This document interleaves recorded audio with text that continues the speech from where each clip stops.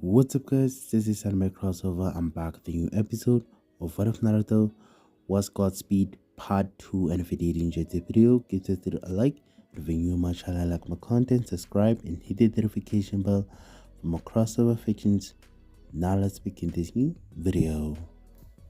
Second chapter, Star Laboratories. Come on, dude, break the limit, Cisco shouted as Naruto approached 490 miles per hour. How's he looking? He inquired of Caitlin. He just went to 550, and his vitals look fine, Caitlin smirked. Are you sure there's nothing else fine to look at? Cisco teased her before Caitlin smacked his arm. Okay, and what's Barry's current speed? He said as Barry was on the treadmill earlier. 295, Caitlin said as Barry felt he was moving too slowly and frequently used the treadmill for exercise. How come Naruto is faster than Barry? Cisco wondered, wondering if it was genetic. The energy in Barry's cells is lower than Naruto's, but I think it has to be a more physical thing, Caitlin explained, knowing that Naruto's physique was more evolved than Barry's. I think I have a theory on that, Harrison said as he examined Naruto and Barry's physicals and bodily performances. The energy in Naruto's cells is much purer than Barry's, and his cells are releasing more energy, as Caitlin suggested, but their physical bodies also play a factor as Barry is apparently slow without his speed, while Naruto runs at a faster than normal pace, he said as he examined Naruto and Barry's physical. Why is that? Cisco inquired. Remember how Naruto was still inside the building when the accelerator exploded? Harrison asked, getting nods from them. I believe that when it exploded, a small part of the energy that was expelled went to him and struck him with a more purer and stronger bolt of lightning than the lightning that struck Barry. The energy increased his body to this point, he said as he went over the footage from that night with Naruto. Caitlin stated, the purer and stronger the bolt. The faster the speedster is now. Normally I theorize that with time Barry could reach that level as I believe speed plays into the color of lightning. Notice how Naruto has white lightning while Barry's is yellow, he added, drawing their attention to him. Are you saying their lightning might change? Cisco inquired. Perhaps due to something changing in their bodies since it comes from them. Just like lightning from storms changes due to different factors like gas, theirs may change due to things like drugs or something like that in their body's cells, Harrison speculated, knowing some speedsters who attempted it. So you're saying their lightning, like light wavelengths, is a sign of their speed? The purer the lighting, the faster the speedster, and white is at the end of the wavelength, right? Cisco inquired. Yes, but the color may not have anything to do with it, as it is possible for Mr. Allen to reach Naruto's speed with his lightning, but he'd be faster if he had Naruto's lightning. Then does it represent how fast a speedster can go? Caitlin inquired. Yes, I believe that is correct. It could explain why Naruto appears to be capable of reaching speeds Barry cannot, Harrison stated neutrally. Cisco smirked. Oh, this just got cooler. Indeed, Harrison replied, eager to conduct additional testing. I wonder how this will affect his family. For example, if he has children, will they inherit his powers? Caitlin wondered. Wells and Cisco both gaze at her. Is Snozuki really gone? Cisco smirked before bolting as Caitlin pounced at him. Hey guys, Barry said the mob was poisoned, Naruto stated when Barry contacted him. Is this going to lead to another meta? It's been like a week, and no offense, but I'm kinda bored, Cisco inquired. True, but I prefer the peace because it allows me to train, which is something I've been trying to convince Barry to do, Naruto replied as he changed into his regular clothes. I sympathize with you, and given who you are, you could teach him a thing or two about getting Barry to run faster, Harrison added as Naruto was in wonderful health before the accelerator broke. Thanks, gotta go, Naruto muttered as he ran away. Along with Barry, you're right, this is odd, Naruto said of the mob boss's bodies. Gotta be a meta, but if they controlled or made gas, it would act like a regular mist, and like you said, these guys look like they were taken on one by one, he said, knowing how gas vapors worked and how these didn't match up with gas bombs. The boss fell by the table, that one made it 10 feet away, and this one had the opportunity to fire 3 shots at the glass trying to break it, Barry added, pointing to 2. My gut feeling is that if we're going to solve this, we're going to need backup, Joe stated, as the two knew what he was implying. A few moments later, Barry and Joe sat back and observed while Naruto, Harrison, Cisco, and Caitlin ogled the meta's ability with gas. And here I thought I was nerdy, Barry remarked as he saw the encounter. You are, but this is next level stuff, Joe smirked as he and Barry laughed. Hey guys, I have to go, Naruto remarked as he sped away. Where is he going in such a hurry? Barry inquired. Knowing him a date, Cisco sighed. It's guys like him who make it difficult for guys like us to get any women, he added, receiving a nod of agreement from Barry. Is his girlfriend super hot? Joe inquired. Girlfriends and all of them, yes, Cisco exclaimed, visibly envious. I swear I need some of that magic, he admitted, having been single for a while. Make sure he doesn't try that on Iris, Joe warned Barry. Not interested, Barry said before asking Naruto about it, which was reassuring. Along with Naruto.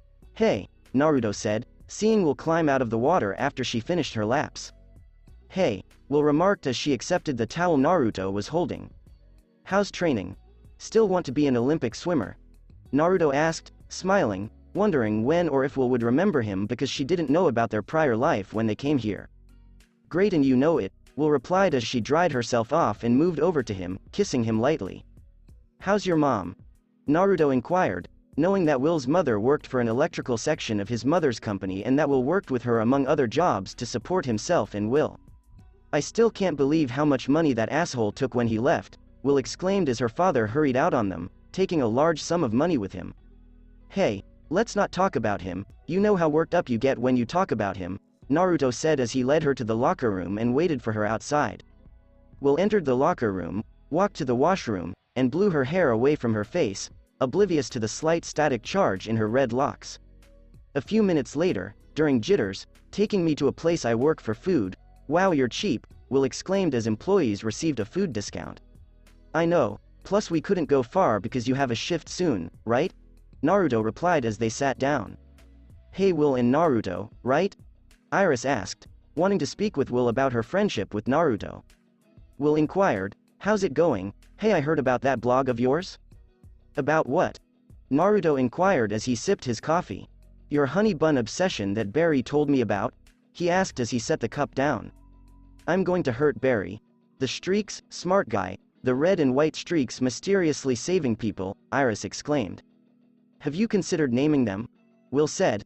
The streak sounds kinda lame and sounds like someone whose power is to run around naked, she smirked and chuckled. How about for Godspeed for the white one and the Flash for the red one? Naruto said as Barry informed him that someone once told him he could be a guardian angel because he could be there in a flash. Now that's a badass name, and Flash. That sounds like someone whose power is to hide in alleys wearing a trench coat, Will replied, trying hard not to chuckle. Just at that moment, you sounded like Cat Grant, Naruto exclaimed as Kara's supervisor was harsh with specific names and titles. Godspeed, I'm going to use that, thanks, Iris said as she took an early break and grabbed her computer. I can see why Barry likes her, Naruto observed, noticing Iris's enthusiasm at writing. Iris came to a halt and turned to face them after hearing this. Uh-oh, Naruto exclaimed as he realized he should have kept his mouth shut as he saw Iris go away. A few moments later, wow, you got here quick, Sapphire said as she contacted Naruto a few minutes later. Hey, you know when a friend needs me, I drop everything, Naruto stated as Stag Industries officially partnered with STAR Labs on genetic discoveries, and his mother and Sapphire discussed forming a partnership with Whirlpool to assist her as she is new to all of this. Thank you for talking to your mom and dad again, Sapphire said gratefully, smiling. No thanks needed, Naruto said with a smile. Anyway, what was your father's plan for Black's research? I mean, I can't find anything in the science division, he inquired. A problem my father had was he frequently jumped the gun and didn't plan ahead as no scientist here fully understood Black's research, she said. Even though she knew it was a stupid plan stealing from the only person who knew how to use it, he only made it so far with Black's previous experiments, she said as she paid for the man's funeral and went with Naruto to pay respects. Naruto noticed her smile fading as she described her father. Hey, remember how you wanted me to look through and see if your father was looking into some dark stuff, like weapons and stuff? Naruto stated as he pulled out a folder. Project Metamorpho? She said as she opened the folder. She inquired, having never heard that name before. Apparently your father was planning something big, Naruto stated as several things on the file were darkened. What's the big deal about it? Sapphire inquired, perplexed as to what her father had done. I have no idea other than something about molecular reconstruction, Naruto stated as he discovered some computer simulations in which they utilized a gas chamber on objects like metals and fruit and they all shifted to new forms of stuff. What do you mean, molecular? Sapphire inquired, not as scientifically as Naruto. Apparently, this stuff has the ability to change something and grant it the ability to change its molecular structure into anything hell, including kryptonite. I believe your father was planning to give this to the army, Naruto stated as he noticed Stag had a government meeting in the past and Ealing was present. Did my father intend to create super soldiers? Sapphire inquired, as this was the dream of many government scientific research units. And probably make a fortune doing so. I don't know much because there was a lot of stuff really encrypted in the file. It might take me a while to figure out everything. But what about something like this? We're talking about something that could potentially kill Superman if someone with this stuff wanted to, Naruto stated, realizing the gravity of the metamorpho substance. Jesus, Sapphire exclaimed, surprised. The problem is that this substance is introduced as a gas. That is, someone has to breathe this stuff in for it to work. Imagine what someone could do with this kind of power. Naruto wondered if they'd survive the process because it was clearly unstable. Have you discovered if any of these stuff is available? Sapphire inquired, perplexed. No clue. Reports were sent directly to Stag via company email, and the file I got on a location is too heavily encrypted, Naruto stated, knowing that this information was serious. That means the only person who knows is dead, Sapphire explained, wondering what kind of man her father was at this point. Yep, Naruto said, as they continued their search. I just hope no one was exposed to this. What could we possibly do to stop someone like that? Sapphire inquired, perplexed. All matter has a weakness, and if a person even survived it to begin with because the possibility is really low, Naruto remarked, thinking less than 5%. They'd be weak against acids if a solid or breaking apart with vapors, he stated with some ideas. Enough of this serious talk, let's talk about something else, Sapphire suggested. How about we talk about how easy the company will be with your parents assisting me? She said this because she was working closely with Naruto's mother and she was very pleasant to work with. I know. Considering how you are, it must be difficult for a girl like you to handle all of this, Naruto smirked. What exactly does that mean? She said as Naruto raised his hands, not saying anything else. Naruto smirked, nothing at all. It's nice to spend time with you, we don't get that many moments nowadays, he says as he stares at her. Remember when we were in our 20s and your father gave me the protective parent look? Now listen here, young fellow, Naruto remarked, imitating Stag when he gave him the speech before giggling because he couldn't continue on. Oh man, you haven't changed since we were kids, Sapphire joked. If it ain't broke, don't fix it, Naruto said as they ran around having a good time. How is Will, is she okay? After what happened that night, I almost thought she was dead, Sapphire said, explaining that she and Will weren't as sociable as she would have liked but always communicated by cell phone. What? Naruto inquired, not understanding what she was on about. Apparently, she and her mother were working on generators when the accelerator exploded, and some people were discussing how they were electrocuted. Thankfully, they cut the power before any big voltage could occur and something about whatever they had being rubber occurred. I didn't ask much because I didn't want her and her mother to freak out or anything, Sapphire explained, not wanting to delve too much into something like that. It appears that I am not the only one with secrets, Naruto mused, wondering what was going on with his redheaded girlfriend. Well, I have a meeting in an hour, but it was nice seeing you again, Sapphire said as she walked away, hugging and kissing him. Naruto sat down and took out his phone, texting Caitlin to check how she was doing because he knew she was still hurting over Ronnie's death. You died a hero, man, that's more than most people can say, he thought as he missed his friend. What are you doing, Snowflake? Naruto said as Caitlin called him rather than texting him. You know I hated that name, Caitlin said over the phone, laughing softly. No, you didn't, but Snowball did, Naruto responded, smiling and enjoying hearing her giggle. How are you? She wondered why he texted her. I was bored and wanted to see what you were up to, Naruto explained as he exited Stag Industries. Hey Naruto, Minato Namikaze exclaimed upon seeing his kid. Hold on, it's my father. I'll call you back, Naruto said after hanging up with Caitlin. How are you doing, Dad? He said as they sat down on a bench. Fine, what's up? Is something going on? Minato inquired, as he frequently fawned over Naruto following his mishap. No, you know I can take care of myself, Naruto answered with a contented sigh as his father became overly concerned. Naruto, me and your mother almost lost you, we tried everything to wake you up but... Dad. Don't do this to yourself, Naruto murmured, feeling bad for not being able to help him when he was in a coma. The father and son exchange embraces. Oh, it's good to hold you in my arms again, Minato whispered, a tear streaming down his cheek. Wimp, Naruto teased, as he and his mother often did. Minato smirked proudly, one of the smartest wimps on the planet. The smartest wimp on the planet. After Mom, Naruto added, referring to his parents, who were both intelligent but liked to tease each other by telling each other that the other parent was smarter. Minato stated before the two laughed, hey. Naruto then had to go and phoned Caitlyn back. Minato just stared at his son until he was no longer visible, then walks into an alley and checks to see if the coast is clear before disappearing in a yellow light and reappearing in his lab. That's getting easier to do, he said as he examined his cells, seeing them shine like energy. Time to run some more tests, he said as he took blood from himself and began testing himself.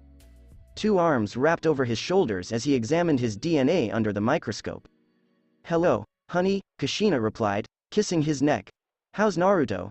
Did you tell him, she began, but Minato interrupted her. That I can manipulate energy and that you've been given enhanced skills and strength? No, Ms. Former Ninja. Minato remarked, hating keeping secrets from Naruto. Hey, you like it, Kushina remarked, smirking. Not as much as I love you, Minato replied before turning around and kissed her. How's the training going? Kushina inquired as she handed him a list of exercises to complete, and, like their son, he went above and above. Well, I didn't blow anything up this time, so there's that. Minato smirked, since there had been a few incidents with his powers. Did Naruto tell you yet? Kushina said as Nissa quickly discovered Naruto's activities and told her, and she immediately alerted Minato, as they watched news feeds, rumors, and stories of the White Streak now deemed Godspeed on a specific website. No, and I'm not going to pry, he'll tell us when he's ready, Minato responded, feeling a little terrible about finding out something like this because it wasn't their business to probe. I don't know, I'm just worried about him, Kushina remarked, despite the fact that she was quite proud of her son's decisions. Kushina, stop babying him, he's our son, he's got my brains, well, our brains and your brawn. He can take care of himself, Minato replied, completely trusting Naruto. Minato, he's our baby. No matter how old he is, he'll always be that to me. Kushina stated as she worried about Naruto, and despite her years as an assassin hardening herself, her husband and son were the chinks in her armor. Well, you could always help him, Minato added, noting that Kushina had trained Naruto in a variety of martial arts as he grew up. Just as you could, but remember we decided not. We haven't exactly been honest with him either as we have powers. Well, you have powers, everything I have just got boosted. Kushina said as gold chains erupted from the ground. I swear I don't understand how science affected my magic, she said, still not understanding. Don't worry. Magic is just another form of science that has yet to be explained or completely understood, Minato added, noting that he believed in science but not in true magic. Anyway, power play aside, we have a meeting with Sapphire Stag in 15 minutes, shall we, dear? Kushina asked, smiling. We shall, Minato murmured as they clasped hands and Kushina rested her head on his shoulder. Along with Caitlyn, this is insane, Naruto exclaimed as he and Barry examined lung tissue and discovered 2 sets of DNA. What new equipment have you got for me? Barry said as they analyzed it with the new computer system. It's not possible to have 2 sets of DNA unless of transplants with tissue, Naruto explained, citing the fact that organ or tissue transplants occasionally threw off DNA scans. What if this meta-human doesn't control the gas but becomes it? Caitlyn wondered, as that was the only plausible explanation. Naruto smirked, got it in one beautiful. Barry laughed as he noticed Caitlyn blushing slightly and wondered why these two couldn't stay together. Hey, what caused Caitlyn to leave you? Barry inquired, inquisitive as to how they had broken up. I wanted to learn more about chemicals in the human body, and that knowledge helped me gain the skills I have now, Caitlyn explained as she obtained the skills she needed to set up the particle accelerator. But she didn't want to leave me behind, but I told her not to put her life on hold for me, so I let her go, and if she wanted to get back together, we could, but Ronnie came along.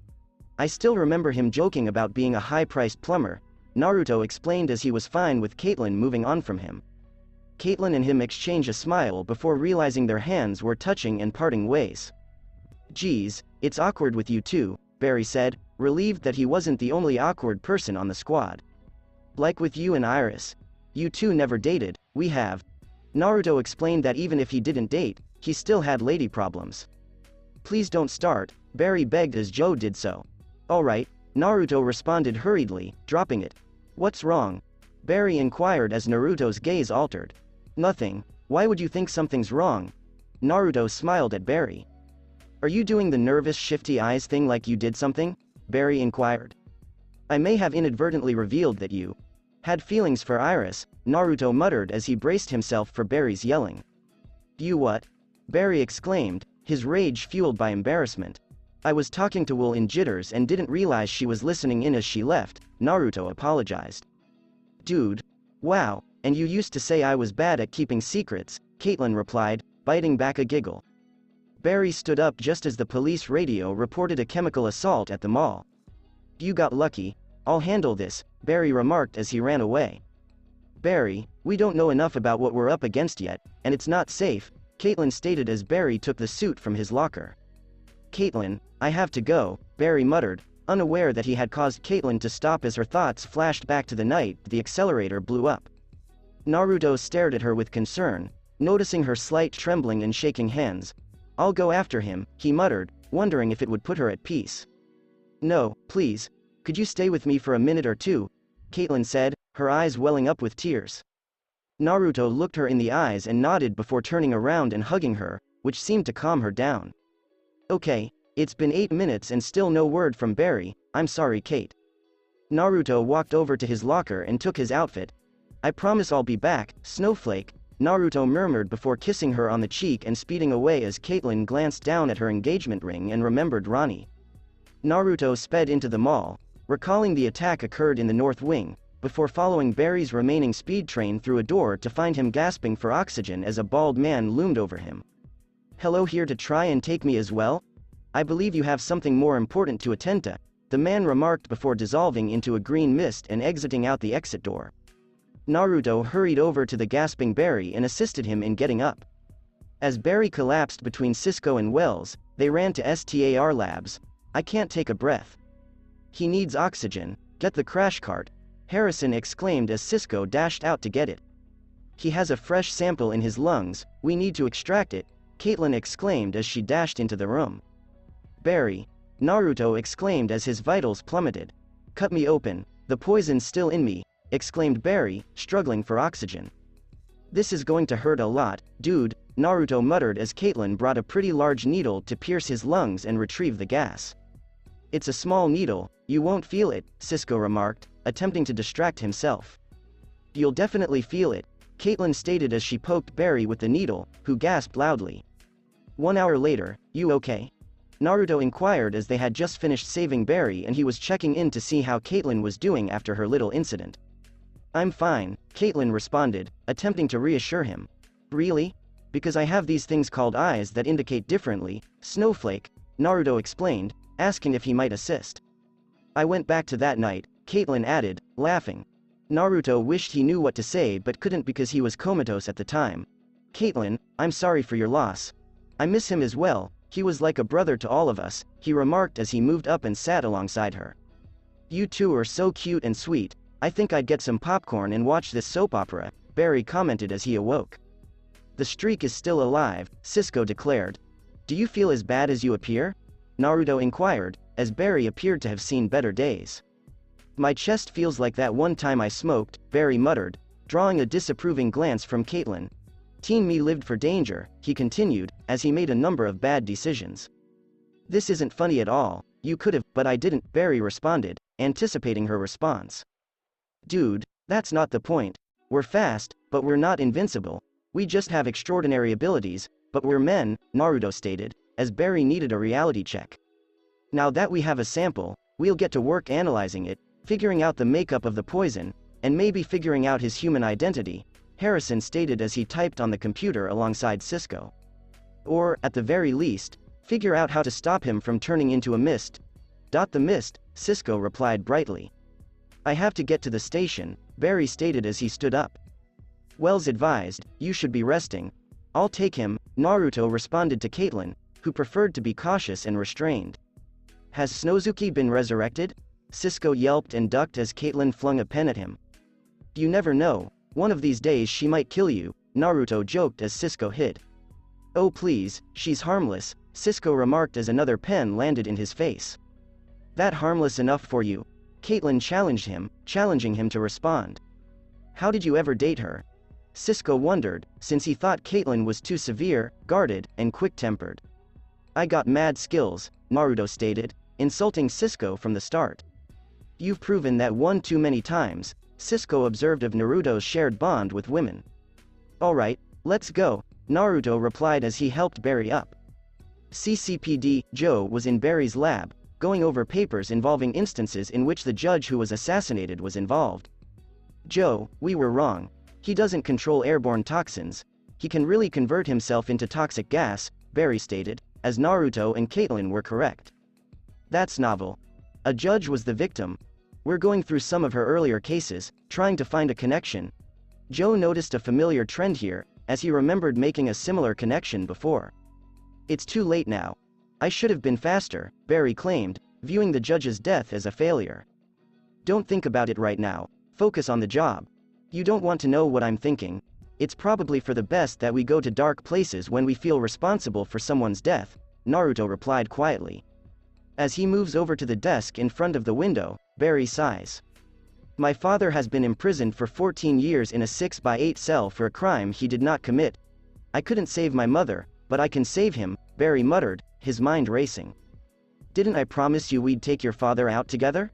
And Barry, your father, as tragic as it is that he's in there, you know he wouldn't want that or for you to do something this stupid, Naruto continued, referring to the stupidity of the situation. I could be in and out in a second with him, Barry continued, his emotions surging. Say you do that, break him out, what happens next? He'll spend the rest of his life on the run. And I have a feeling he's not as quick as you, Joe added. Because everything you see on TV or hear from Joe about criminals on the run is a perfect example of what you'd do to your father and make matters worse if he's caught, Naruto explained. You have no idea what it's like there, Barry observed. Do you think I don't understand how you feel? I've been a cop almost as long as you've been alive. So you should be aware that just because you're wearing that suit doesn't mean everyone is safe. There will be someone you can't save for every person you save, and the most difficult thing you'll have to confront isn't some creature with special abilities. If you can't do anything, you'll have that sense of helplessness, or the guilt that hangs on you when you make a mistake. Some things, Barry, you can't fight. Some things you'll simply have to live with, Joe remarked, attempting to dissuade Barry from continuing. Do you want me to walk you home, Barry? Naruto inquired as Barry stood with his arms crossed. No thanks, I got it, Barry answered as Naruto nodded and walked away to think. Keep an eye on him, I need to go check on something, Joe stated as he walked away from Naruto. Time to finish some paperwork, Naruto stated as he completed paperwork for crime scenes he was working on in 5 seconds, even going over Barry's. As Naruto retrieved his phone from his pocket, it began to vibrate, and he noticed the caller ID was Lisa Snart. Lisa? Hello there, Golden Glider, Naruto remarked, having not heard that term since high school.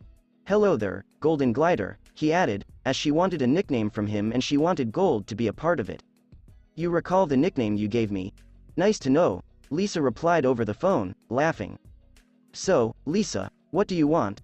Naruto said, knowing that Lisa was not the sentimental kind to catch up on old times. The boy I like has been in a coma for 9 months and didn't even bother to call me when he woke up, and hasn't called me, Lisa stated, seeming to be sorrowful over the line. Can't call a person whose number I never had, you know, because you keep changing it, Naruto explained, knowing Lisa got into crime in high school, only to be caught a couple times and sent to juvie. Hey, darling, since you're now with the cops, I had to warn you.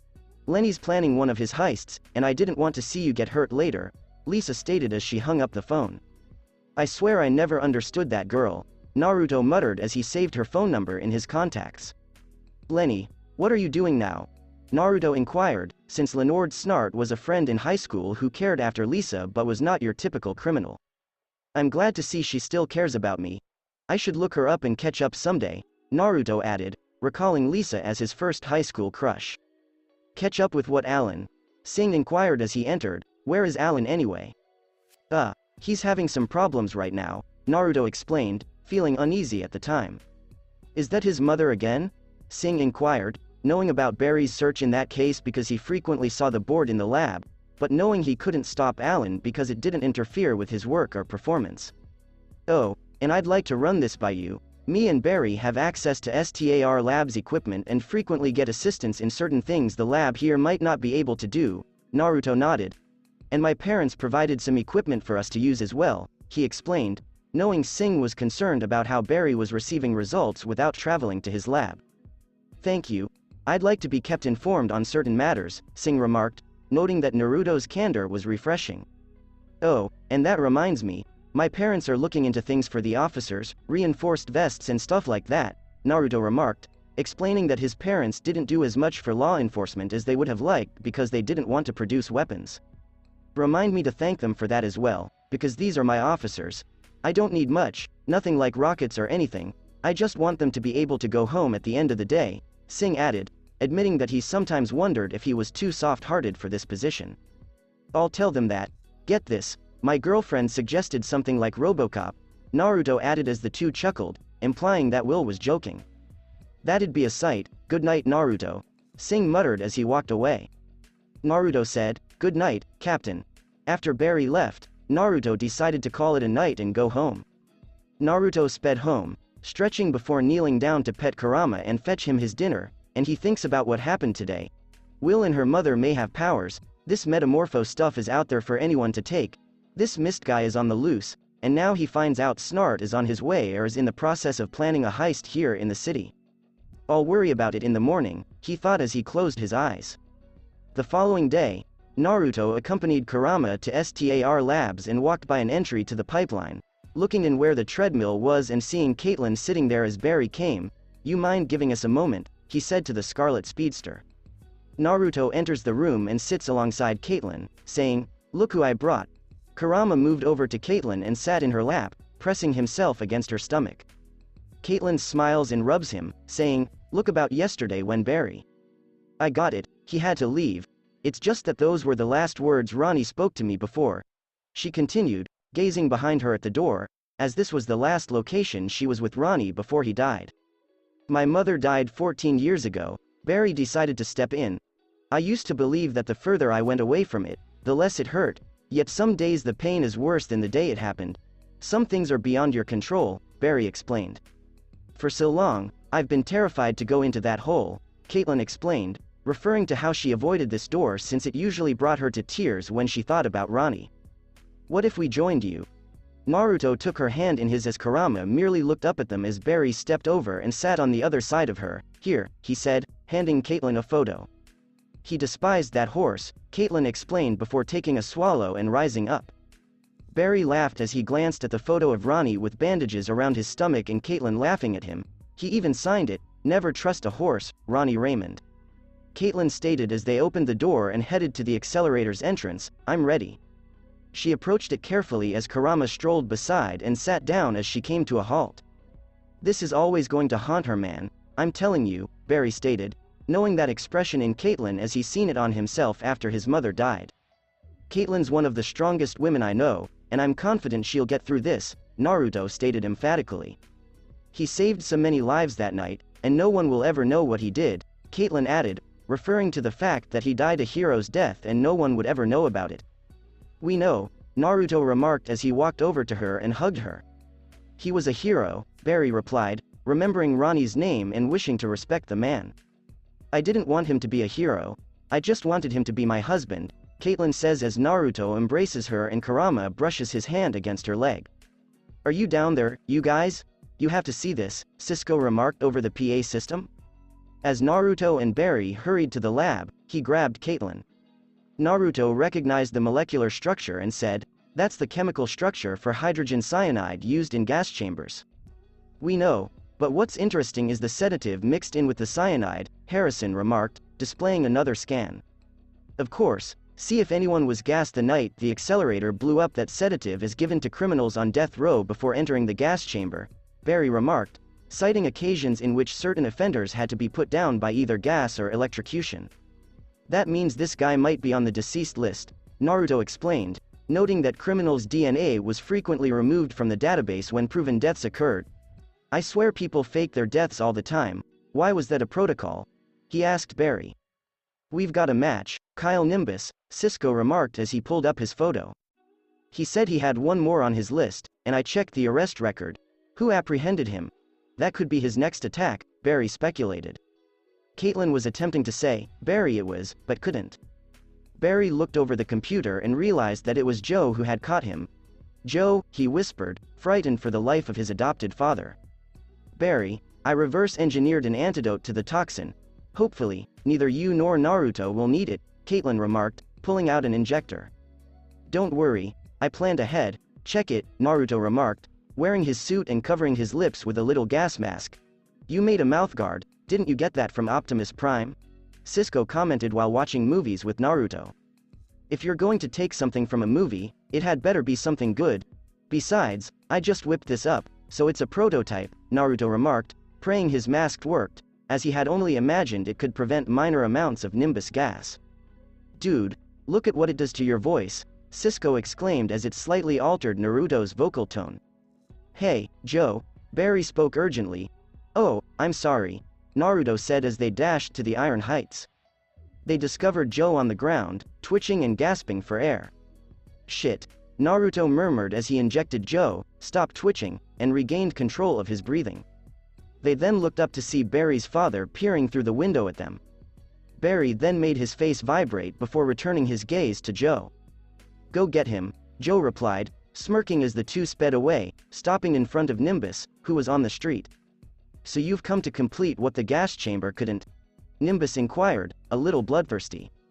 You're going somewhere you can't ever hurt anyone again, Barry smirked. Wrong. As they looked up, a Nimbus turned into a mist and spread across the roadway, disappearing into the air. You two, stay away from him. Don't breathe him in, Caitlin warned over the phone. I'm not sure how that helps right now, Snowflake, Naruto said as the two avoided a flying Nimbus. Just keep coming at him, that should sap his strength, Caitlin explained. Gas is the least stable form of matter. His particles will need to reform after a while, Harrison explained over the intercom. Naruto gazed at his hands before having an idea, and he began to run in circles. What are you up to? Barry inquired as Nimbus was being sucked in. This, Naruto said as he created so much lightning while circling Nimbus, who was trying to escape. As soon as Nimbus touched some of the lightning that followed Naruto, the mist began to take human shape, and Nimbus attempted to roll while being severely burned in some places. That didn't go as I expected, Naruto grumbled as he spotted him. After at STAR Laboratories, it appears Naruto's lightning actually ignited Mr. Nimbus's gas, Harrison reflected as he considered what he had been informed. Will he be all right? Anything as permanent as being set on fire must hurt like hell, Naruto inquired, feeling slightly guilty. The burns will heal in time without the need for skin grafts, Harrison assured Naruto. I can't believe your lightning can actually do things. Perhaps you have electrical powers, Cisco exclaimed. I've actually been trying to see if I can throw it, Naruto stated as energy emanated from him, implying that he should be able to interact with it. Are you like Zeus? Barry inquired, perplexed. That would be really cool, Cisco remarked, already picturing it. Imagine if I could accomplish such things. Naruto made a whip sound and remarked, oh, lightning whips. Thinking about getting kinky with Caitlin, Cisco chuckled. Ow, said Naruto, poking Cisco with his electric finger. Cisco screamed. At least I figured out how to do that, Naruto replied, assuming the lightning was coursing through their bodies whenever they used their powers, which were somehow linked to their nervous system. Now that that's out of the way, who's up for some ice cream? Caitlin inquired, as Naruto smiled gleefully. Pass, I'm going to see Joe, Barry said as he sped off to the hospital where Joe was being treated. I'm going to, okay, I'm quitting. Cisco was going to say anything further about Naruto and Caitlin when Naruto held up an energized palm. But wait a minute, you're not going for ice cream without me, Cisco protested as he grabbed his coat. Be glad I didn't tell her what you said earlier because she'd actually kill you this time, Naruto smirked. I see that now, Cisco remarked, certain Naruto was correct. Come on, come on. Dr. Wells, are you available? Naruto inquired, perplexed. I appreciate the offer, but no thank you, Harrison remarked with a smile as he waved them farewell. and after they left, he dashed to the time vault. Gideon Godspeed? He said, as Godspeed's future may have been changing all the time, but he tried to utilize much more current articles. Good news, Dr. Wells, it appears that at the rate Naruto is going, your future is secure, Gideon stated as Harrison smiled. That is fantastic, Harrison exclaimed with delight. Although another article has been written, I'm not sure if it has a good future or not. Gideon displayed an article depicting Godspeed replacing the Flash following his departure. Oh, that's not good, Harrison replied, explaining that his entire reason for being who he was meant he needed the Flash and that without him, he'd fade or be converted to meet the new future. It appears that Godspeed replaces the Flash after he vanishes and begins to wield his own brand of justice. I must say, Dr. Wells, that the future remains uncertain, Gideon said. Harrison. Tell me about recent Godspeed events, Harrison inquired, needing to know about anything in the coming days. It appears in this future Naruto loses it after losing some of his loved ones. This future, it scares me, Dr. Wells, Gideon stated, noting that she rarely feels emotions, but she did when she witnessed this. It does the same for me, Gideon. Naruto generally has better emotional control, so why would he start killing blindly like that? Is a terrifying prospect, Harrison muttered, knowing he couldn't kill Naruto if he made his destiny certain. Dr. Wells, this is not a future you should be calling home, Gideon expressed concern. Don't worry, Gideon, everything will be fine in the end, Harrison remarked, as if he could change the course of the future at this point, and then pulled up perspectives soon-to-be stories. Meanwhile, Naruto, Caitlin, and Cisco are on the case. Cisco was groaning as he suffered from brain freeze. How come I'm the only one who gets these? He wondered. Naruto and Caitlin all ate enormous ice cream cones rapidly. Caitlin smiled before turning to face Naruto, who was putting ice cream on her nose. Oh, we're doing that now, said Caitlin. Ice cream on snow, Naruto smirked. Caitlin smirked as she said, whatever fish cake. And Cisco, to answer your question, I'm hot and she's ice cold, Naruto smirked. Really? Caitlin asked, smirking. Hot and cold, do you want me to walk you home? Naruto inquired. Cisco moves his mouth open. If that's another Snozuki joke, Caitlin responded, ready to slap him. Cisco simply shut his mouth. Cisco said, see ya. Naruto and Caitlin waved him away as Naruto drove Caitlin home. Hey, thanks. I've felt alone for so long since Ronnie died, Caitlin replied, staring up at Naruto. Caitlin, you know I'm there if you ever need me, right? Naruto asked, smiling. Caitlin leaned up and kissed him on the lips after they exchanged stares. Caitlin grinned as she came inside, waving to Naruto. Caitlin came to a halt when she locked the door and gazed down at her engagement ring. She is torn between her affections for Ronnie and the ones that are resurfacing between her and Naruto. Naruto strolled down the street, caressed his lips, smiled, and remembered his time with Caitlin when they dated, then sped away. Caitlin was watching him from her window. Also on the rooftops, Sapphire Stag is getting ready for bed in her residence while a silhouette of a big thing stares. It gives one more glance before transforming into a gas and flies away. We observe Nissa go out from behind a corner, pull out her phone, and make a call. You were right, something is watching her, she stated over the phone as Kushina called her after noticing some unusual incidents with Sapphire while visiting her and attending meetings. Is she okay? Kushina inquired, concerned. For the time being, yes, Nissa answered, but whatever this thing is, it seems to know where she lives. I don't know what that thing is, but I am beginning to worry for Ms. Stag. Keep an eye on her, because I have a feeling something bad is going to happen soon. I might not be able to do much, but I can feel my father's hand coming into play soon, Nissa stated, referring to her ability to predict when her father would make a move. Don't worry, if you can't stop that thing, I know some others who can, Kushina remarked as she looked at her phone, which displayed the names Bruce Wayne, Clark Kent, Kara, and Alex Danvers. Time to call in some favors, she remarked with a smirk, knowing that some of these would be unpleasant and uncomfortable for the folks who couldn't take her as she dialed Bruce's phone and a woman answered. Hello? Said the woman on the other end of the telephone. Hey Kate, it's Kushina, is Bruce there? Kushina smirked. What are you up to?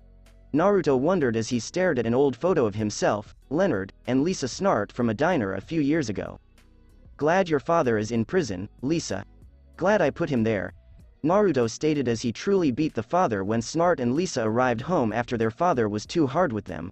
breaking their father's arm and leg. As Kurama tugged on Naruto's pant leg, he was jolted out of his reverie. "Sorry, boy, I'm getting your breakfast," Naruto explained as he handed Kurama some bacon and his unique brand of food that he had prepared for him. Kurama ripped the bacon apart as he ate it. Naruto gazed up at the fire escape through the window before opening the slats and finding nothing. Must have been my imagination. I swear I saw someone, he thought aloud. Nissa was seen at the top of the fire escape, relieved that she had escaped capture. "He's getting better," Nissa muttered, not wanting anyone to notice her. She stands there watching as a white blur zips out of the apartment complex and through the city. "That's still cool," Nissa remarked with a sneer, as she needed to get on a train soon because she needed to visit Laurel and she needed to stop Laurel because she believed she was unfit to live up to her former lover's name. Naruto smiled as he entered his lab at STAR Labs, greeting his creatures, and smiled as he approached his raccoon Shukaku.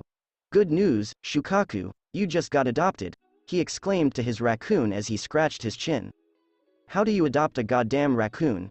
Cisco inquired, irritably, as Shukaku hissed at him. "Go hiss yourself," he snarled to the raccoon.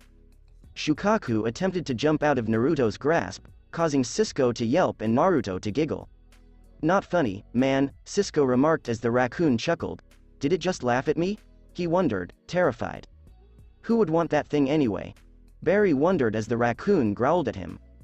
"Don't mind him, besides Caitlyn and me and the other animals, he hates everyone," Naruto explained, referring to Shukaku's fussy palate. "First it was that strange cat, then your beetle, then the octopus, then the horse, then the slug, then the turtle, and now the raccoon. What's next on the adoption list? A cobra or a Komodo dragon, which I'm not sure if you can legally own. Same with half of your little petting zoo of animals in the other parts of your lab," Cisco observed, as Naruto seems to own at least one of every animal imaginable. And given how large Naruto's workstation is, he has plenty of room. "Cobra? Where? I don't like snakes, ever since one went up my pants as a kid. Fortunately, it was not venomous." Barry shook his head slightly. "Aha, I found the little escape artist," Naruto exclaimed, reaching behind some of the containers. Only to demonstrate that Naya was far from little. "Holy crap. That's not a toy, it's a monster," Barry exclaimed, leaping back. "He's only 3 feet long, dude," Cisco muttered as he backed away. Naya began hooding up and preparing to assault. "Oh, I forgot, he dislikes strangers, but he'll change his mind once he gets to know you," Naruto added, rubbing the back of Naja's head to calm him down. "How come all these animals like Caitlyn but despise me?" "Well, not all of them like Barry," Cisco explained, noting that while some animals liked Barry more than others, they all preferred Caitlyn. "What did I do?" Barry said, unsure of what he had done. "He's just protecting me," Naruto explained, recalling how he used to be scared of snakes after being devoured by one, but he eventually learned to live with his phobia. "Believe it or not, Naruto was once terrified of snakes," Caitlyn added, recalling how Naruto couldn't get close to one without screaming out. "Were you afraid of an animal?" Barry was surprised since all the animals seemed to love him. He even observed a German shepherd from the police station who didn't like anyone act like a puppy to Naruto. "Who would want a raccoon?" Cisco inquired once more. "My old friend, Gaara. Some of these animals I try to find homes for, while others stay here for my research. Shukaku I discovered when he came into my apartment ravenous," he added, startled that a raccoon had gotten it up his fire escape. "The hands," Cisco muttered, as raccoons bothered him because they had hands. One time, Shukaku was napping when Cisco woke him up. He was so terrified that he jumped and clung to Cisco's head. "He's had a slight fear of raccoons since then," Naruto added, noting that Cisco wasn't terrified of them. "How many pets do you have?" Barry inquired, perplexed. "I'll have to get back to you on that," Naruto replied as he became disoriented. "I'm just amazed each of those animals actually helps in research fields," Harrison remarked after Naruto learned a new approach to combat rabies from Shukaku.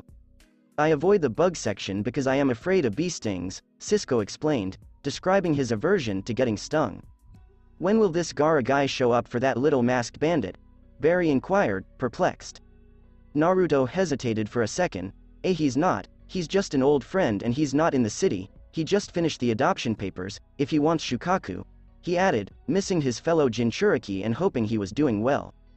"Well, lucky him, He only gets to see the little bandit once, Cisco muttered, hissing from Naruto's lab.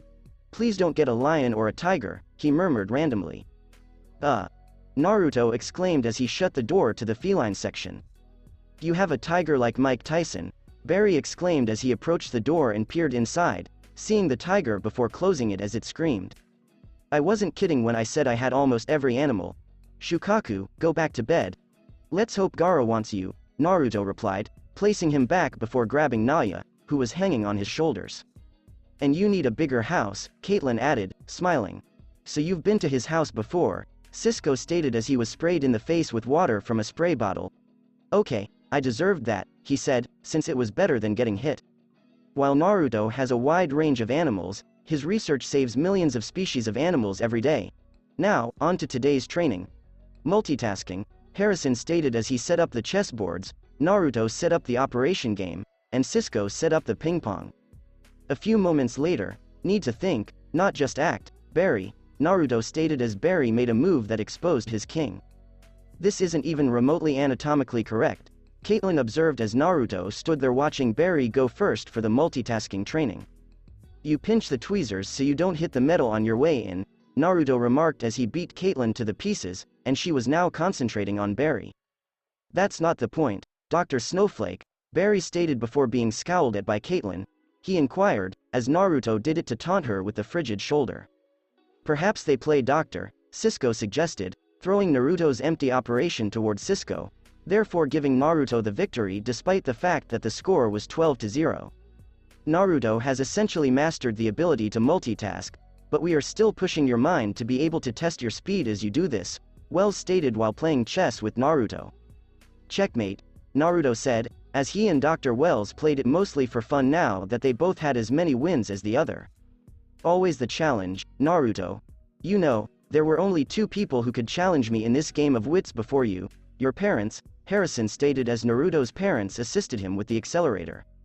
As for you, Mr. Allen, checkmate, Wells replied as Barry raced over. Wait a minute, checkmate? Brian explained.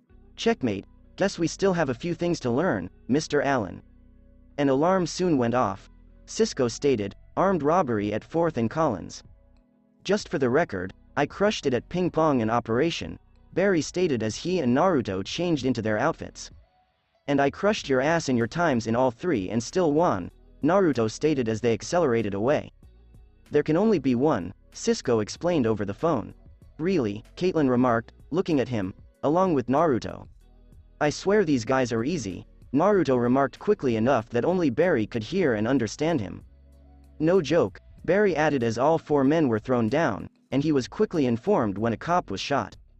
They then hurried over to the cop who had fallen. Can you tell me where the nearest hospital is?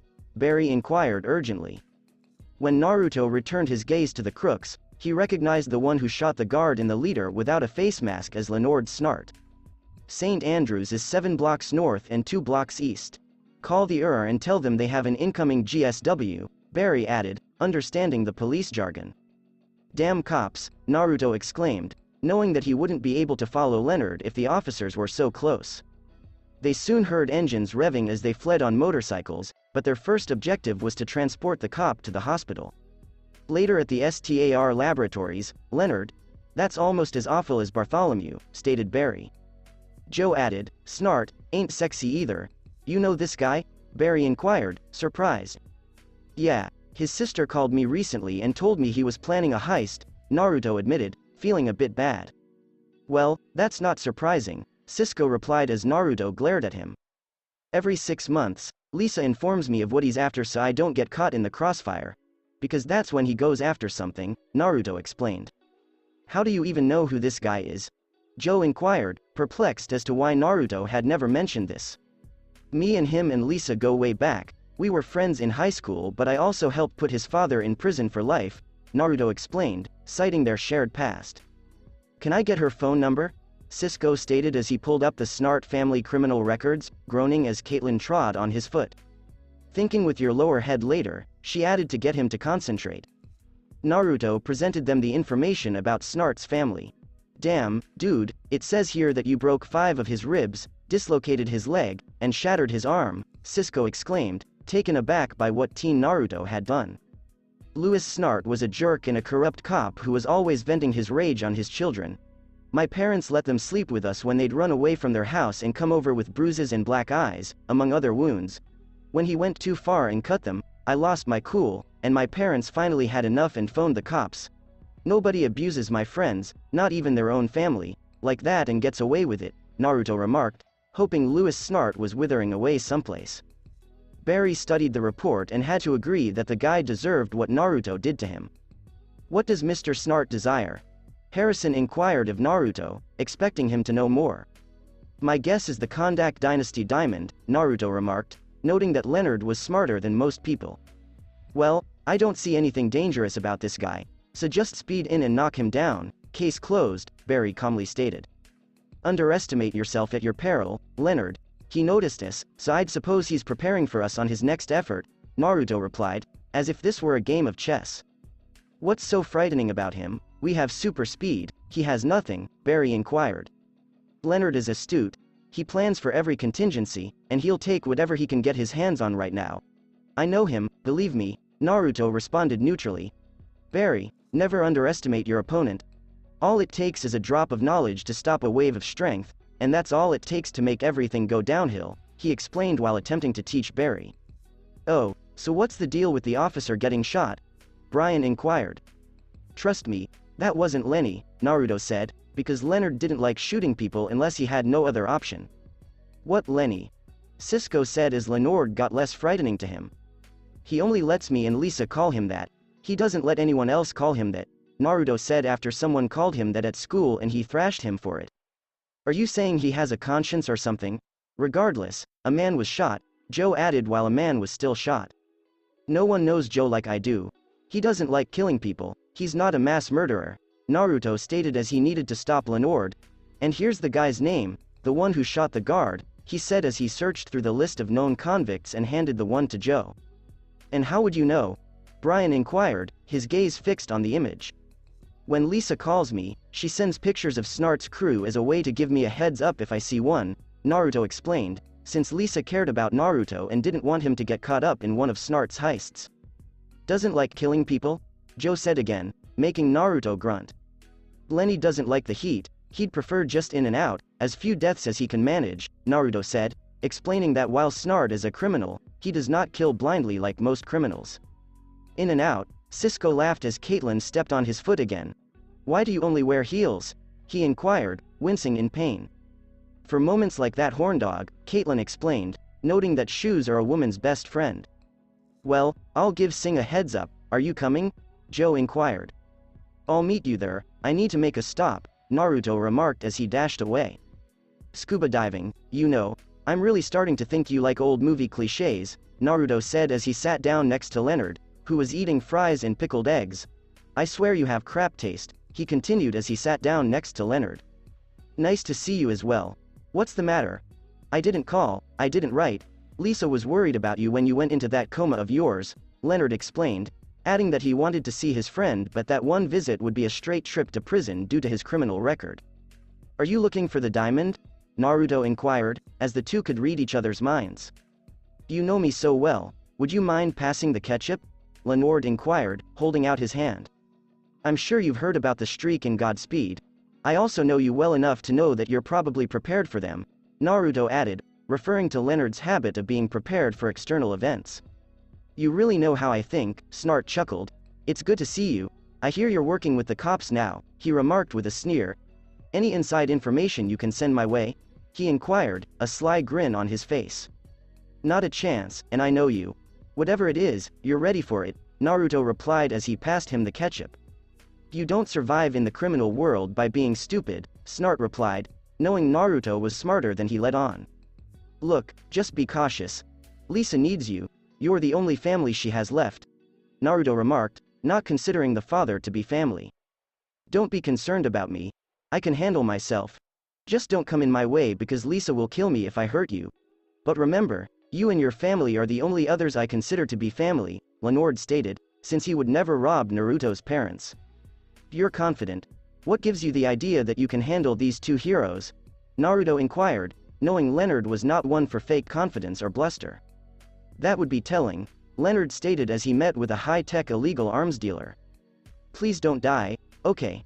Criminal or not, you're still my friend, Naruto remarked, knowing that bringing him in when they next fought would be a pain.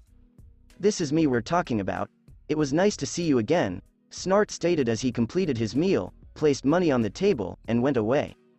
Your friend is short, the waitress replied as she tallied the money, which was insufficient to cover the amount. I know, same old Lenny, Naruto smirked as he took out his money.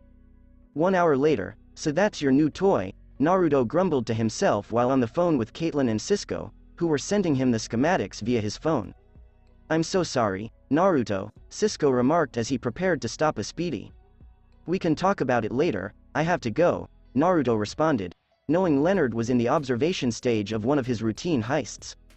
Just as he was about to rush away, he received a text saying that Snart had been sighted in the museum. Knew it, he said, knowing that Leonard would never take his eyes off his prize until he got it. Naruto dashed over to the theater just in time to push Barry out of the danger, but Snart's weapon touched Barry's side. Are you alright? Naruto inquired, knowing that their bodies could survive due to their speed. Oh, it's burning, Brian said, his skin so cold it felt like it was burning. Snart sets fire to the pillar behind which Barry was standing before moving. Perhaps it's time for a test run. Let's see how fast you are, Leonard replied, looking around at the people. Don't do it, Naruto thought after seeing it. Snart fired at the civilians while seeing Barry and Naruto go up and seize them. He looks behind him to find a guard with his walkie-talkie in one hand and his gun in the other, ready to fire Leonard, and he blasted the guard out of reflex. Barry and Naruto attempted to hurry to the guard, but Barry was too slow, while Naruto was just in time, although the guard's arm was slightly injured. Leonard escaped while the guard was distracted. I'll be right back. I'll take him to the Naruto stated as he had to leave Barry and take the guard to a local hospital before returning. STAR Labs, Barry held up his shirt to reveal where he was hit. Good news, the man will live. Who are you?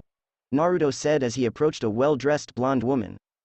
Felicity, and is there another guy like you? Felicity inquired. Barry, that wound looks like third-degree frostbite. Felicity inquired, I thought he had hyper-healing. It's been slowed. Frostbite slows the cells down. We may heal faster than people, but even this will take some time, Naruto explained, recalling suffering some frostbite after his fight with Haku but keeping his mask on around Felicity. Snart wasn't just another metahuman. He had some kind of gun that froze things, slowed me down. To the point where I almost couldn't save someone, Barry explained. Snart didn't even finish high school, so how did he make a high-tech ice maker? Felicity wondered. Naruto gave Cisco a knowing glance, understanding that he needed to bare his guts. STAR Labs built the cold gun, Harrison stated, seeming disappointed with Cisco. Dr. Wells and Caitlin had nothing to do with this. I built the gun, Cisco admitted, startling Barry. You did?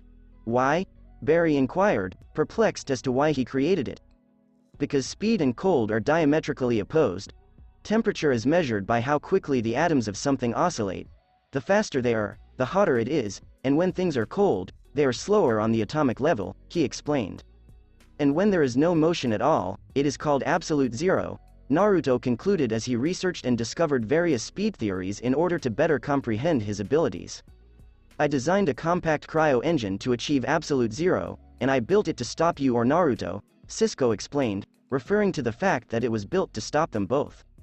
Naruto aside, I didn't know who you were back then, Barry. What if you turned out to be some psycho like Nimbus or Martin? He continued, needing to defend his actions because that was what they were doing before Barry even woke up. But I didn't, did I? Barry raged, feeling betrayed.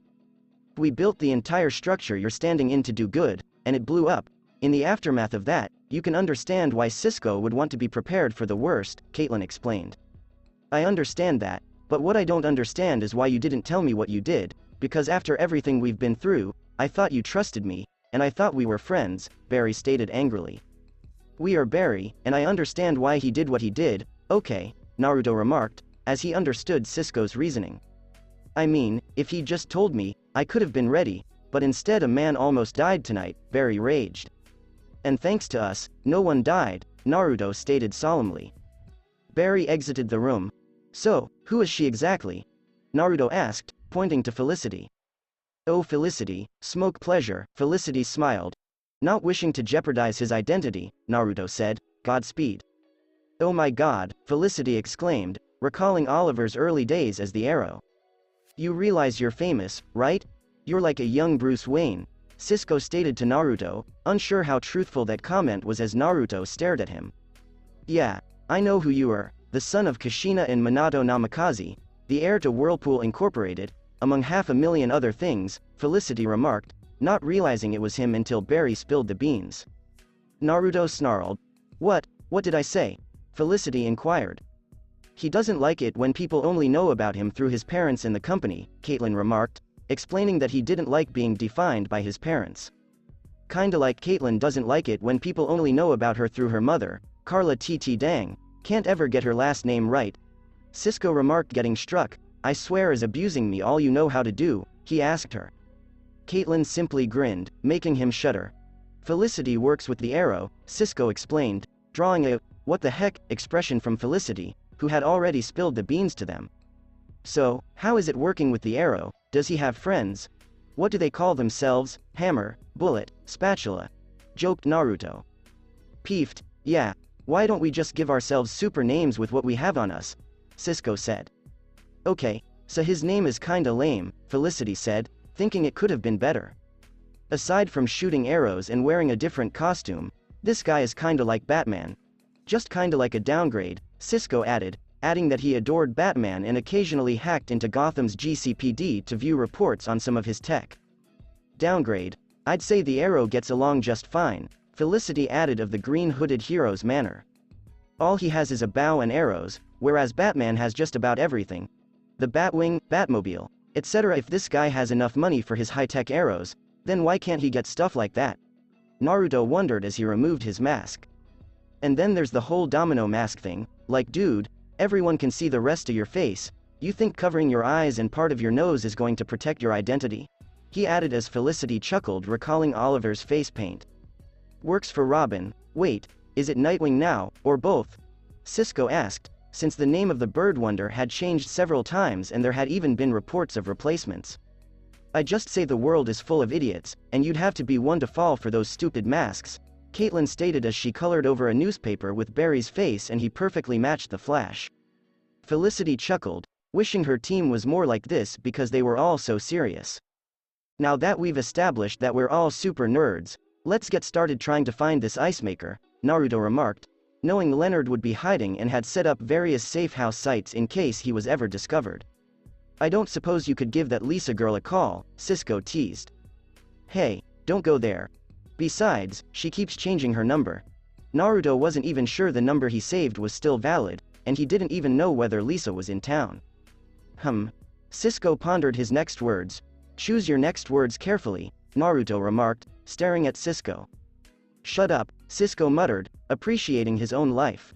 Naruto sat down for a bit to read over the specs when he had a stray thought and pulled up a Starling City news article where he saw Oliver Queen returned a week before the Arrow appeared and Felicity worked for Queen Consolidated. So, is it true? Felicity inquired. Is what you're saying true? Naruto wondered, not knowing what C was asking. Do you really have a harem? Felicity inquired, as it was primarily gossip on the internet. Yeah, why are you interested in joining? Naruto questioned, blushing. What no I'm good, Felicity answered, blushing slightly because she had wild adventures in college. Relax, I'm just teasing, Naruto remarked, not inviting random women in.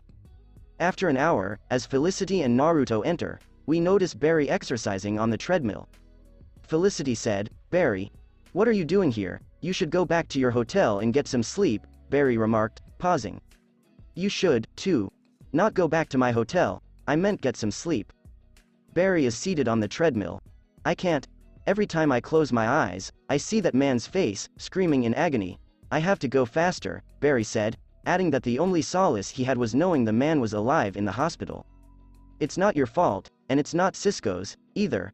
Barry, I know you're upset, but you have to look at this from his point of view, Naruto stated, explaining that it was important to see things from other people's perspectives because it produced fewer difficulties for everyone. No, I get it. He didn't trust me, Barry stated as Cisco made it while he didn't even know him. Barry, when you met us, me, Oliver, and Dig, We were this well-oiled archery machine, but it didn't start that way. And unlike you guys, we weren't thrown together overnight. We came together one at a time. Believe me, it took much more than watching Oliver do the salmon ladder to make me trust him, she recalled with a smile. Well, that confirms that theory, Naruto replied to Felicity, who had forgotten he was present. Don't worry, I'll keep my trap shut like our friend in red over there, he said to Felicity. Barry laughs. I've seen what this life can do to people firsthand. It's a lonely path. Don't make it any more lonely than it has to be. Look man, I get it, you're mad, but look at us. If we went bad, we could ruin this city, Naruto stated, pointing out that they were capable of stopping bullets and tearing things on the molecular level. As Barry ignores Naruto, he groans. After 30 minutes. Barry stood in front of the monitors, waiting for Snart to move. I figured out a way to track Captain Cold, Cisco stated calmly. You need to stop naming these guys, Caitlin said. Listen to him, Barry, Wells remarked, as Barry needed to listen to them and not give in to his rage. As he turns around, Barry sighs. How? The cold cannon is driven by an engine control unit, which is a microcomputer that manages air-to-fuel ratios to prevent the subcooled fluid in the cambers from overflowing and explode, Naruto and Felicity murmured, surprisedly looking at each other. Right. This ECU was receiving Wi-Fi updates from my tablet. If I use Central City's network to enhance the signal and send a bogus update, we'll get a ping back, and then we can find Snart, Naruto and Felicity said once more. How long will it take? Barry inquired.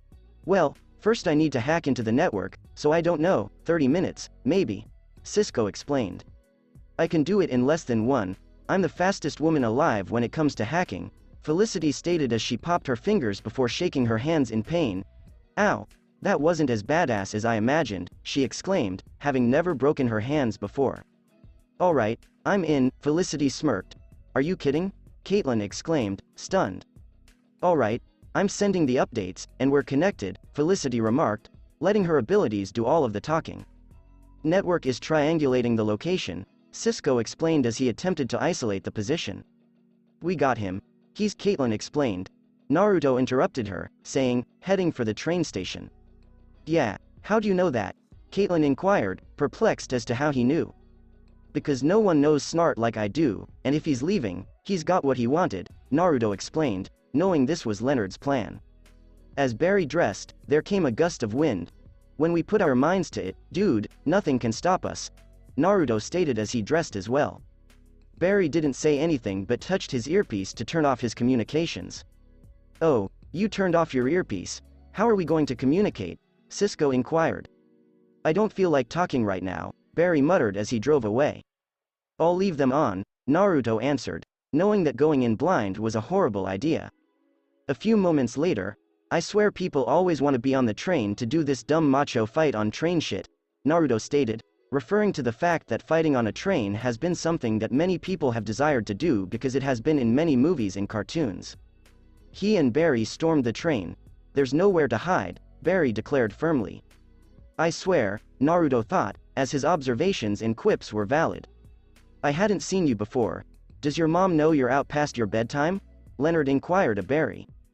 You should have taken something faster than a train if you wanted to get away, Barry stated, widening Naruto's eyes. That's if I wanted to get away. I saw your weakness at the armored car, then at the theater.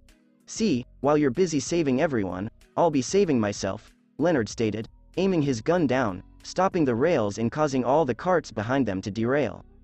Before jumping off, he muttered, good luck with that.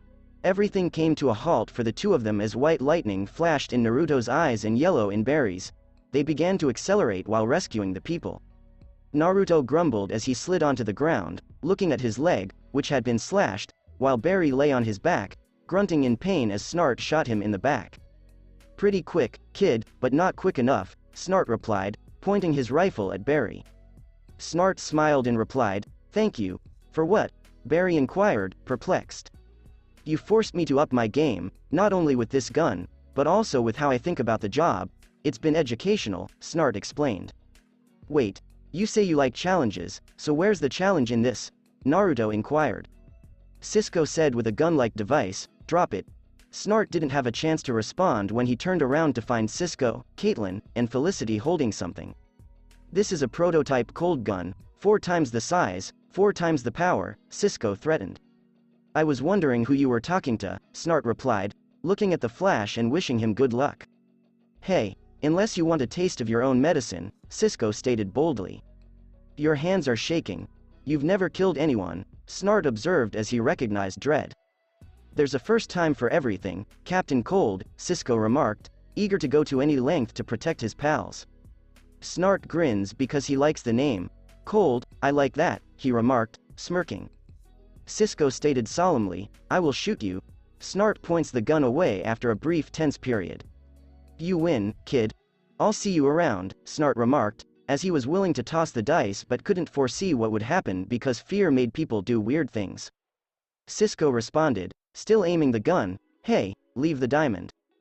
Don't push your luck, Snart advised, knowing full well that he would not pull the trigger. Cisco shuts off the device and returns his attention to Barry and Naruto. I couldn't shoot him even if I wanted to because this is the STAR Labs vacuum cleaner with a lot of LEDs, Cisco explained, praising the advanced tech they had. Felicity said, let's get you warm. Are you okay? Caitlin said as she helped Naruto up, seeing the wound on his calf. Yeah, some of the train debris got me, but I'm fine, Naruto answered, his cut already cauterized. Thank you. Barry expressed gratitude to Cisco. Too bad about the diamond. You mean this diamond? Naruto asked, holding the genuine gem and switching it when Snart got close enough. How did you get it? Felicity said as she watched the cams and saw no way he could have gotten it. While Snart was talking on the train, I sped over and grabbed it from his pocket, which he should be finding out soon.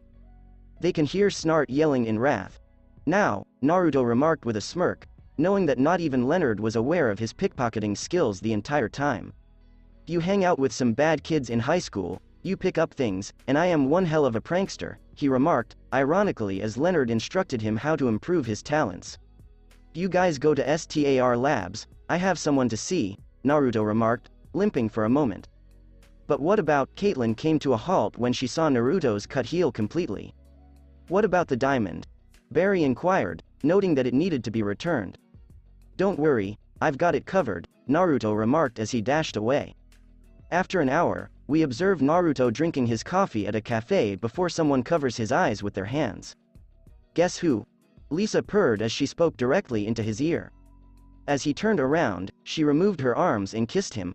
I've been waiting 9 months to do that again, she replied, constantly curious about his condition.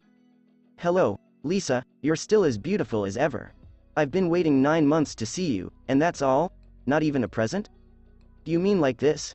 Naruto asked, pulling the Kondak Dynasty diamond from his pocket. Is that the Kondak diamond? For me? Lisa said, sitting in his lap. Ah, no gold ring, baby, she exclaimed. It's an exact replica, made by my family's company, gotta love tech, and you know how I feel about marriage, Naruto smirked. You know me so well, giving me a precious gem, Lisa exclaimed as she accepted the diamond. Not as precious as you are, my golden glider, he added as she smiled and kissed him. The diamond has been moved and replaced with a fake. I took the liberty to reverse engineer an exact duplicate of it for you, he stated, knowing that there was no way Lenny wouldn't try to take the genuine diamond again, so he might have just given it to Lisa to say she cheated him. Real or not, I love it, Lisa murmured, kissing him again. Keep those kisses coming, and we might have to take it to the house, he warned. I haven't been with anyone in 9 months, so I welcome it, Lisa says as she wraps her arms around his neck and kisses him again. Then Naruto's phone rings, causing them to come to a halt. I should probably get that, he replied, knowing it was his mother. Hey mom, what's up? He inquired, as his smile faded and a worried expression took its place. What? I'll be right there, he replied as he hung up the phone and stood up. What's wrong?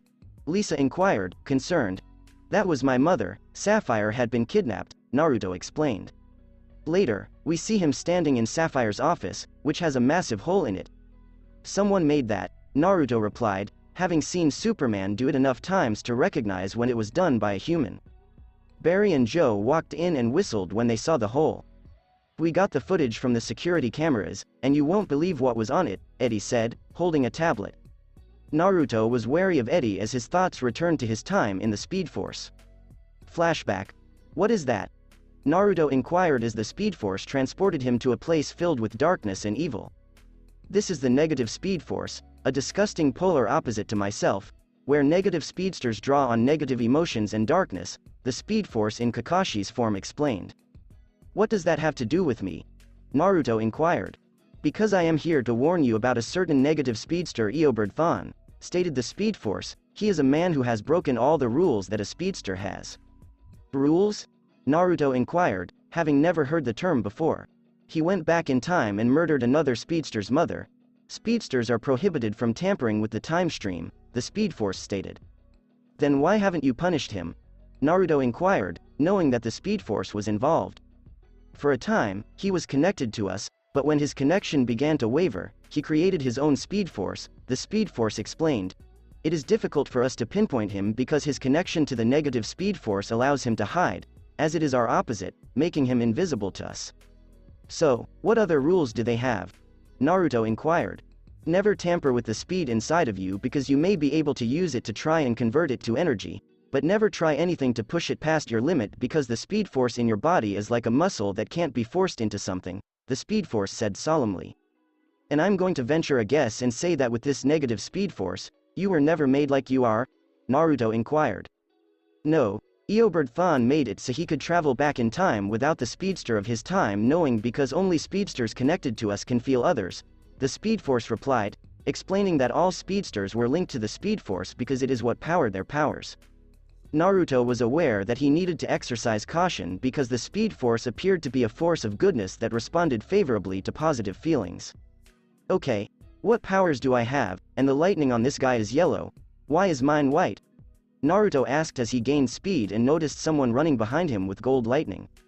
Lightning comes in all shapes, sizes, and colors, the Speed Force said as it made lightning in yellow, gold, blue, and white. And I'm guessing the color means something? Asked Naruto. Yes and no. Red lightning, like Eobard Thawne's, indicates his connection to the negative Speed Force, while blue lightning indicates an alternative means of speed, a drug or artificial means of going faster, the Speed Force said.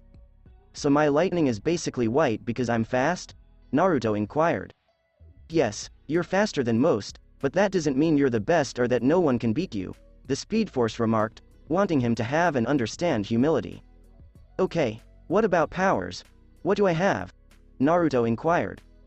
With the Speed Force, it grants you amazing speed, the ability to manipulate your lightning, but most importantly, it comes from your imagination and spirit, the Speed Force explained, explaining that the Speed Force was more than just science and that it was a living creature that responded to what was inside the person.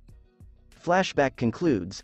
They witnessed some kind of mist flow in via the vents before assuming shape in front of Sapphire when Eddie showed them the video. It was enormous, and its entire body was colored differently. They watched it aim a hand at Sapphire and spray some gas, causing her to fall unconscious before it abducted her. Naruto tightened his fists and peered through the hole into the city. Also in Starling City, hello, Ms. Smoke, Nisa said, shocking Felicity, who leapt. Are you here to kill me? Felicity wondered, puzzled by Nisa's presence. Not yet, Nisa joked, but Felicity didn't seem to get it. I'm joking, she added solemnly. So, why are you here? Felicity inquired, wondering if Oliver was aware of this. I have a mission that requires me in Central City, but don't let Oliver think I won't still be here, Nisa replied genuinely, wondering what was up with Laurel, who seemed to be avoiding her. With whom? Felicity inquired, wondering if it was her city's superhero buddies, as Nisa only tended to battle the best. Nisa's phone abruptly rang. Yes. What? I'll look into it, she responded hastily before hanging up the phone. Who was that? Felicity inquired, slightly concerned, because the assassin woman was extremely deadly and, in her opinion, frightening. A friend just told me Sapphire Stag was kidnapped by a creature, Nisa remarked, as Felicity was astonished and wondered whether it was a metahuman as Barry showed her the containment cell with a man turning into poison gas. Meanwhile, we glimpse a behemoth-like thing going through the sewers. You're finally mine, all. Mine, it murmured frantically as it held Sapphire Stag, who was unconscious and slightly injured, with a little bruise on the side of her head. And nobody is going to take you away from me this time, it continued, a maniacal smirk on its face. To be continued. That's it for this podcast and for listening to this video. If you did enjoy this part of the story, you know what to do. Like, share, and subscribe for more. And thank you all for help and support. And have a great day.